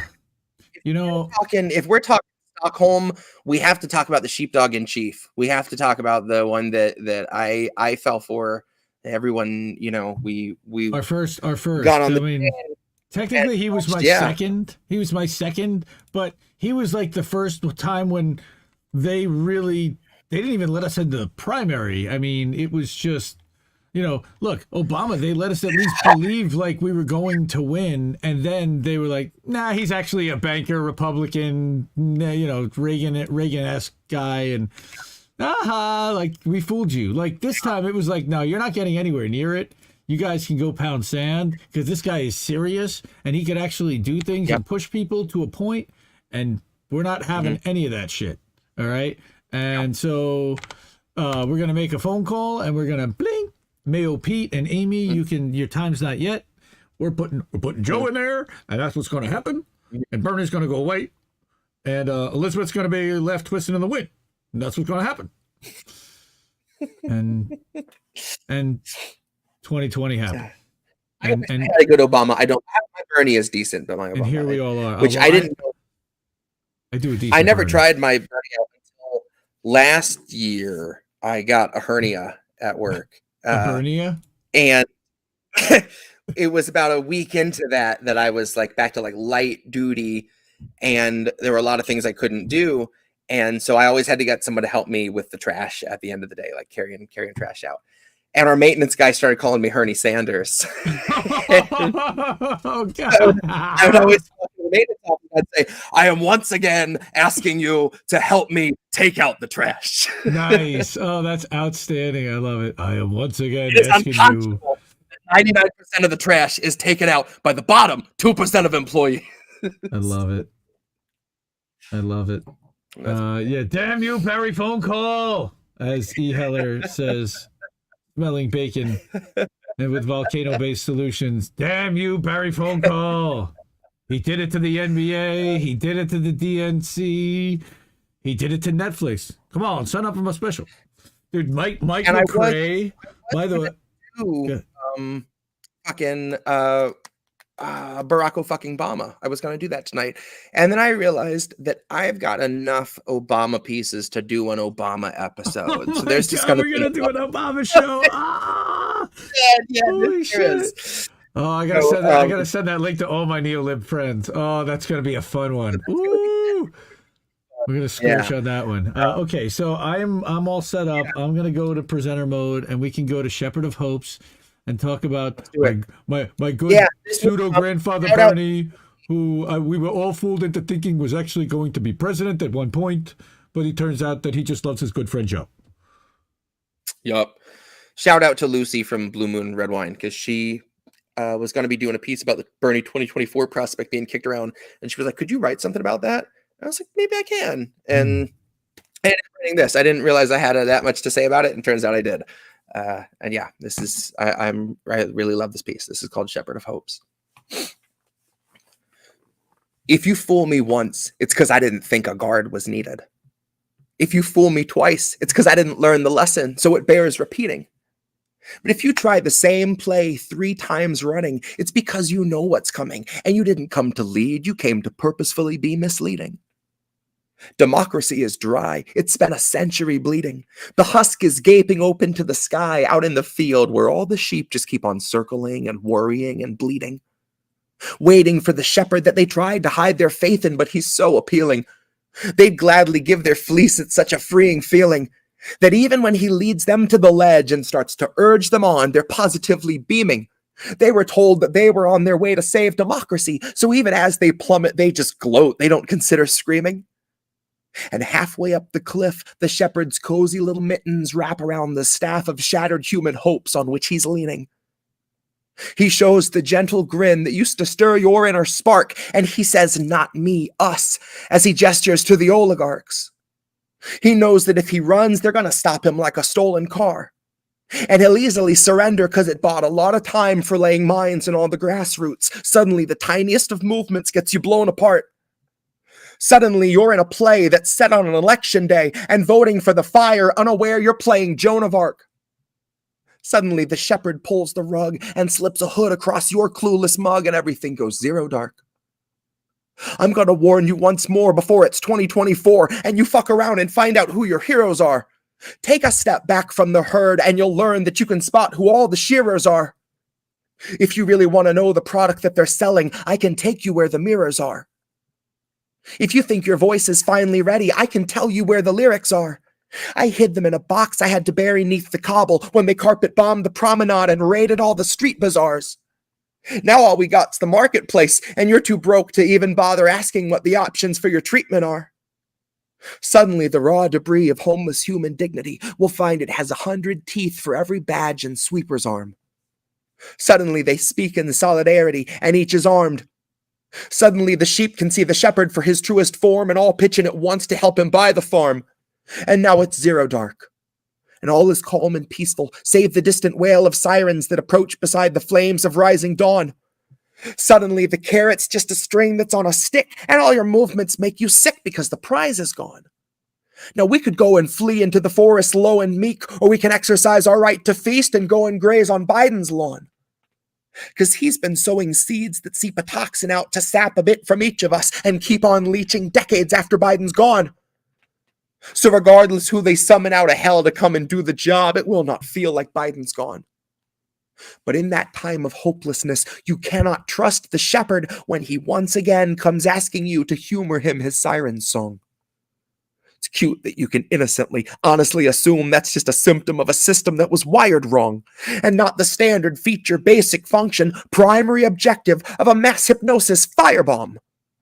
You don't need to know the words to cry along, because someday it'll hit you like an officer who pistol whipped their ride along, broke his jaw and kept his job and kept it moving right along. Voting isn't red or blue or black or white or right or wrong. Voting's like a firing squad where you can choose the firing arm. The firing arm. Voting's like a firing squad where you can choose the firearm. It's slow extinction by and large. It's Super Tuesday supercharged. It's all your futures, roots and all, just tossed out on a garbage barge. It's everybody dropping out to push the biggest oligarch. It's everybody voting fire, registered as Joan of Arc. It was real touch and go there for a moment, but we Hashtag Birdie 2024. Dude, it's like every time I see this, voting's like a firing squad where you can choose the firearm. Of course, that's the line I'd shit the bed on too. Of course, but that's still like the, again, tattooed on every single American, because red and blue, they're running away with the green every time. Like, it's structured this way, and this is why we have millionaires and billionaires that are, honestly, I still think that the congressional the NASCARification of Congress needs to happen. We need to start sewing patches on these guys, and they need to start selling ad space on their fucking suits. Let's go, guys. Your donor. You're going in, suit the fuck up, and take the money. You know what? You're doing it already. Seriously. I mean, if you're gonna do it, you might as well do it. I mean, let's do it.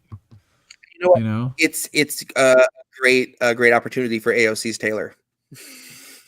I mean, come on. Can you see the entire Eat the Rich badge? Like every single squad member putting an Eat the Rich patch on their suit or on their whatever they're gonna wear. Come on, they should all wear fires. They should wear fire suits like NASCAR drivers anyway, since they're so worried that they're going to be bombed in the building. So they need to certainly dress for the part, right? Everybody. I love you guys. Seriously. Thank you. What the hell, man? What the hell? We live in the dumbest, silliest timeline ever. I talk to Misty and I talk about this every day. Yeah. We live in the dumbest timeline. Yep. And we have the dumbest trolls. Okay. On top of that. All right. So this piece, this is the spoken word version of what's going to be the title track for the Grift, for the next record. And that version does have a chorus on it, and I almost considered doing this acoustic, but I wanted to let this be a spoken word piece. This was such a combination for me of addressing some of the most ludicrous things I've been accused of being or doing from Twitter, from being a bot, or the grifter accusation was really what set off this whole thing. Was like, what is my grift? If I have a grift, what is it? Is it being the guy that cries in his politics songs? Like, what is, and I was like, let's lean into it. Let's just really have as much fun with that as I can. And also ended up being the piece where I said anything I would want to say to have to someone that's giving me the lesser of two evils argument, or the most important election of our lifetime.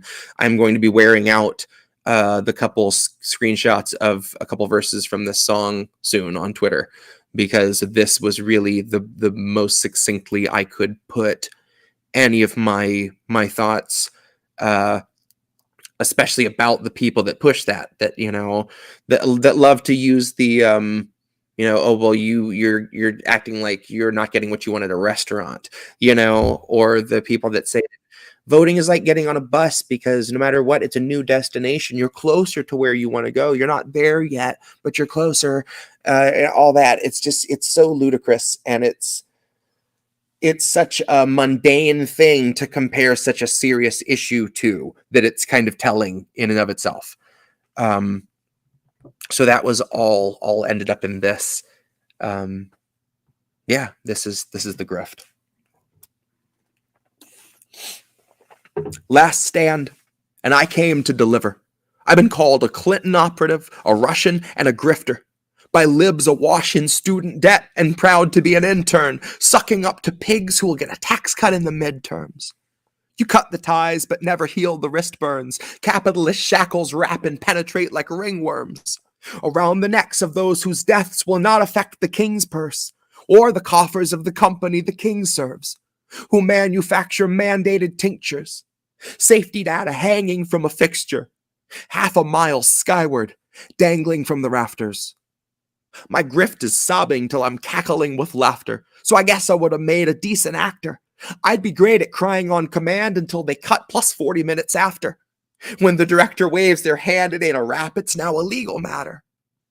My grift is weeping on a mic until I'm hacking up airstrike verses like it's bombs away and batter up, swinging on these bigots they keep killing us to fatten up.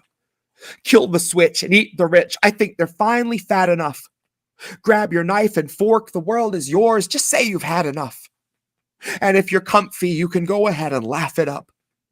You can tell me how the most important vote I'll ever cast is like the choosing of a bus, in that it might not take you anywhere you want, but no one can deny the fact the bus is now no longer where it was, and that's the kind of progress we should celebrate and trust. Spoken like a kid that never took a bus. Spoken like a piece of shit that used some cash to mask his stink and truly thinks he's one of us. Spoken like a terminally unserious person who equates our cries for rights to mixed up orders from a server. It paints a privileged picture of what you would label urgent, that the worst thing you've experienced in life has been the time your waiter accidentally brought a tray of gold-flake scallops when you clearly ordered gold-flaked urchin. And now you're storming out the restaurant and hopping in a Tesla you got 80 pounds of Tony Fauci merch in.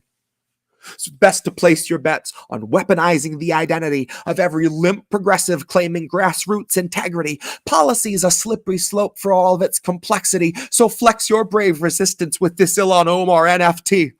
Numbered one of only 723. And each depicts her valiantly championing a bill before she lays it at a donor's feet. And she can throw her hands up in the air with AOC and say, if only Nina Turner could have voted present too, that's why we need another seat. We need some more progressives we elect to only tweet, who live to serve Humana and their label of electives slapped on every patient's gravest needs.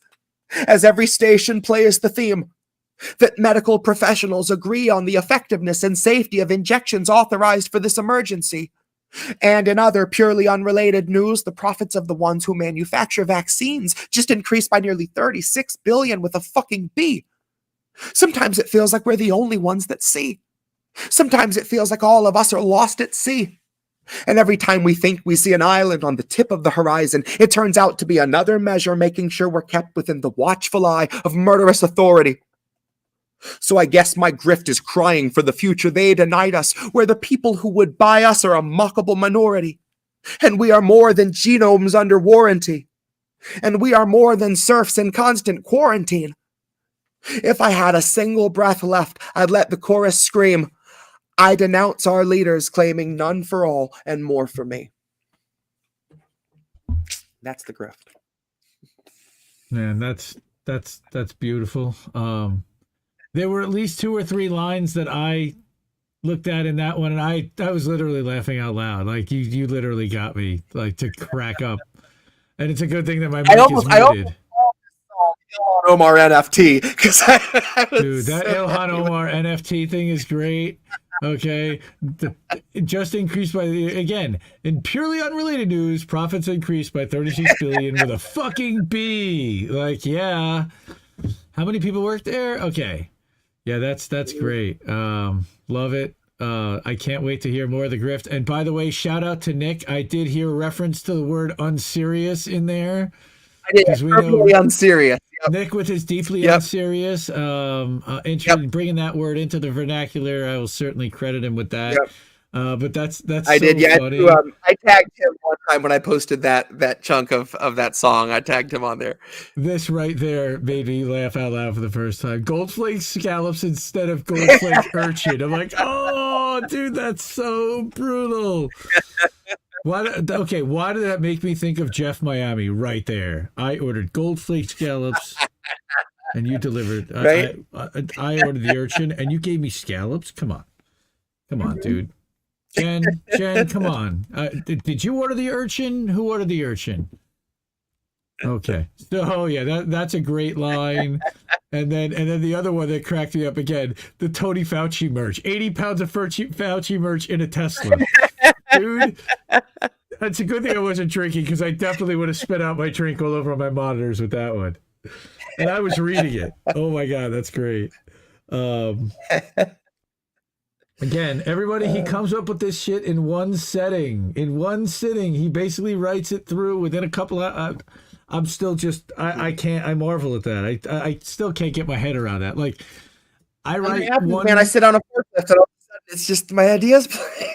I know, but I write like I'll write a Substack, and it will take me 2 to 3 days, like, to edit it and revise it, and like I'll change 3 words. It's basically what I wrote initially, or sometimes I completely rewrite it paragraph by paragraph.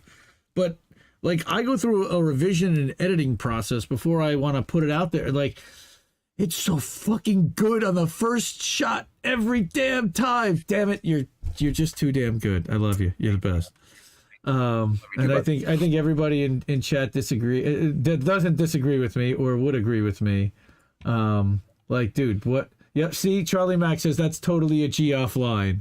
All right, the urchin over the scallops. So, and that's a very Florida thing anyway. So I think that was all we had for tonight. Hang on, let me go back to our 2 box. That's great, yeah. And dude, that was, again, just an absolute blast. I can't wait to clip these up. So we again had, we had then Hello Somebody. I'm writing down the tracks. And then we also had Shepherd of Hopes. And then we had Thank the you, Grift. Jenna. Again, happy birthday. Yeah, the Grift. Okay, so I'm writing this down. Okay, so tonight we had, for episode 2, we had first hashtag squad goals. We had Love Your Poison. We did prison. We love your. Did I say poison? Oh my goodness! Love Your Prison. See, I screw up your song names. It's like the second time I did that. I like Love Your Poison too. We'll have to come up with a new song for that. Love Your Prison featuring Brett Michaels. Talk dirty to me. And then we had Consider It a Win, the spoken word piece from that. Oh yeah. And we had Radigan. Right. Radigan's an old one. Radigan's off of the virus. Radigan's I never played that out. I realized, like, I played that like a couple weeks ago. I was on TNT with Misty, and I played that, and I realized I'd never played that on anything before. So this was my first time busting that out on a stream. So well, that was a live stream premiere. I love that. Okay, then we had the spoken word pieces. We had Bomb Squad. We had Hello Somebody. We had Shepherd of Hopes, and we finished with The Grift, which again is going to be the title track of Jesse's upcoming album, The Grift. So, everybody follow Jesse on Twitter if you don't already, at Jesse_Jett, jessejett.bandcamp.com, and he has all of his music available for free for download and a pay as you go. I would not just download them all for free. Throw my buddy a couple of bucks. Throw him some weed money. Throw him some money for that. You know, we have to support this kind of work, and It's just awesome. Again, go to you. indienews.network. Thank you guys, everyone in chat. Charlie, May, Cynic, Jenna, everyone. Thank you guys. E. Heller, I don't know if you're still hanging around. Yeah, we Vegan. had Trey in here, was hanging out earlier. We're gonna get him onto Odyssey later on tonight, maybe tomorrow.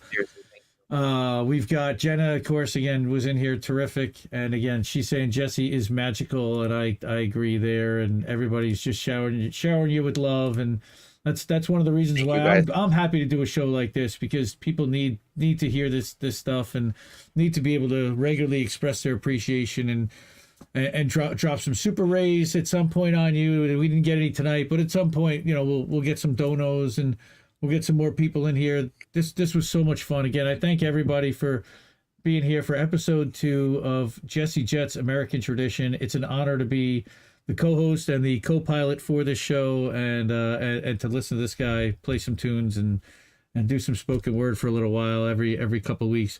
We'll be back Tuesday, May 31st. That'll be after Memorial Day, and that will be our next episode. So I'm Indy, as it says up there, and that's Jesse.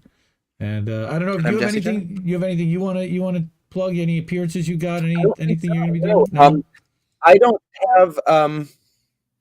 I don't know exactly what we're going to do for next episode, but I'm leaning towards going for the Obama one. I think that might be fun.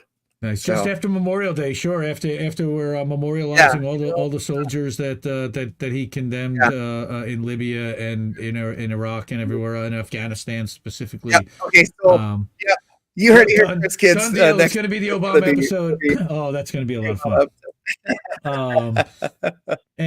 So tomorrow night we've got INN News. I'm going to be on there with Colin and with Reef. Thursday night on Indie News Network we've got Extra Booyah with Uncle Warren. I don't remember who he's going to have on this week. Friday night we've got Reefer After Dark. Saturday night on our Rockfin channel we're going to co-stream The Political Matrix with Marcus Cage. Sunday night is How Did We Miss That with Reef and I. Monday nights are Tara's live stream. She did a fire live stream yesterday with Garland Nixon, who was amazing, stepped in at last moment. That was so good. That was so good. Excellent hour and change there. So again, appreciate meeting Garland Nixon afterwards. That was really nice. I got to jump into the Zoom call. And then oh, nice. Yeah, it was really cool. He got to see Independent Left News, and he checked out lots of. He signed up for everything, and he said he's gonna share it on his radio show, which will be great. And hopefully we'll be doing more things with Garland on INN. He's just brilliant. And then again, so next Monday night we're scheduled to have Kevin Gostola, who could not make it last night. But he will reschedule for next Monday night. So. We're running almost a show every night at 10 p.m. Eastern or around there every evening on INN. We're also cutting up clips, and so look for that on YouTube and on my Rockfin channel. We're going to start working on the Rumble stuff. Odyssey, INN Odyssey, also Indie News Network on Odyssey. Check us out there. Again, this has been Indy, and I'm going to steal Reese line, and I'm going to say labels are bad. Stay independent. Good night, everybody.